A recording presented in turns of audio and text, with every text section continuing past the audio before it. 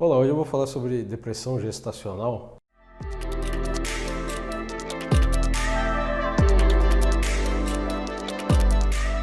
A primeira coisa que chama muita atenção, tá, de depressão gestacional, são as questões sociais que envolvem tudo isso, né? Por isso que a gestante tem uma tendência enorme a não procurar psiquiatra e aí padecer da doença e evoluir para pior ainda nesse período, tá? Tanto no período da gestação quanto depois.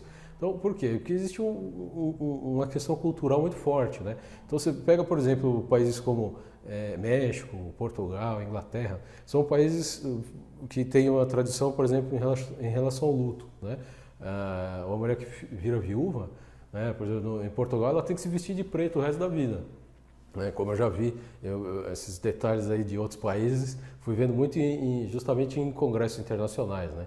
Então, os colegas de Portugal falam isso, que, por exemplo, uma viúva ela não pode se mostrar muito feliz para os filhos nunca mais, né? Porque é uma coisa cultural, de que ela tem que necessariamente sofrer o resto da vida. Chega a ponto de eles virarem para o psiquiatra e falar: doutor, dá para dar um remédio para ficar bem, mas não 100%? E o 100% culturalmente não vai ser aceito.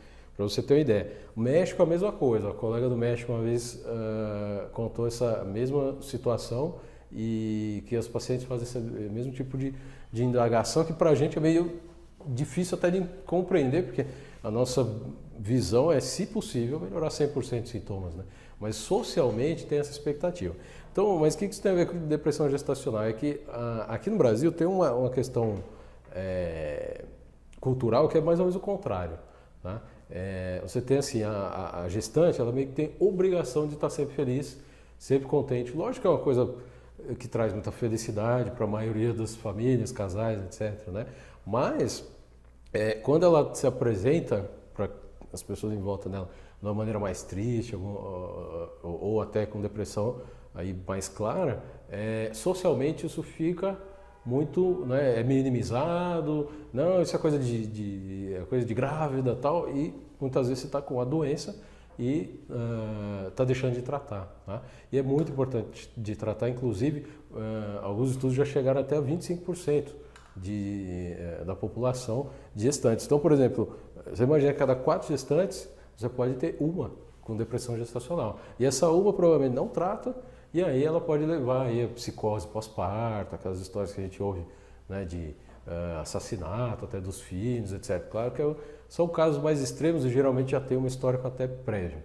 Então, assim, se você é gestante, se você tem história familiar, ou história própria, né, pregressa, que você já tratou antes para ansiedade, depressão, faça uma avaliação, porque não é nada fácil esse período, né?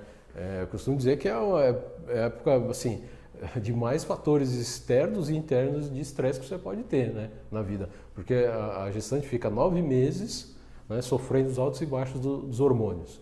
E ela termina com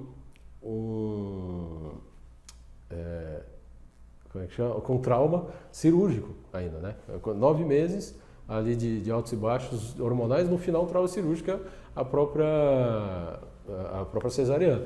Então, isso é muito importante de ser levado em conta, né? E a prevalência é muito maior do que as pessoas imaginam, tá? Ou seja, acontece com grande frequência, assim como na diabetes, por exemplo. Diabetes gestacional, hipertensão gestacional. Depressão gestacional é só mais uma outra doença que pode acontecer na gestação, tá? E justamente como, por exemplo, a diabetes gestacional, significa maior chance de você ter depois, né? Então, do mesmo jeito que uma gestante com diabetes gestacional tem grande chance aí de ter depois do parto. E a mesma coisa com a depressão. Não é algo que simplesmente vai embora. Pelo contrário, está implícito aí uma chance de ter algum sintoma aí maior mais para frente, né? E aí, agora, bom, e como saber se você tem ou não, né? Então, 10 sinais importantes que chamam a atenção são: você apresentar tristeza frequentemente, uma tristeza de intensidade e frequência maior do que se esperaria para esse período, tá? Dificuldades para se concentrar, né? Também bem característico, uma ansiedade maior do que esperado naquela situação, pensamentos de ruína, morte, até suicídio, tá? O quinto lugar, irritabilidade aumentada, ainda mais, né? Distúrbio de sono, né? Então insônia ou sono constante, tá?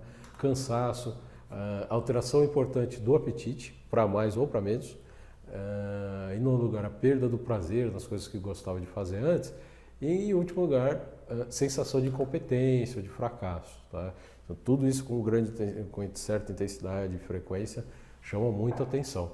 Então, mesmo que você nunca tenha, de repente, feito nenhuma consulta de psiquiatria antes, talvez seja um momento crucial de fazer uma avaliação para não esperar, de repente, ter uma piora pós-parto e com sintomas mais intensos aí, né?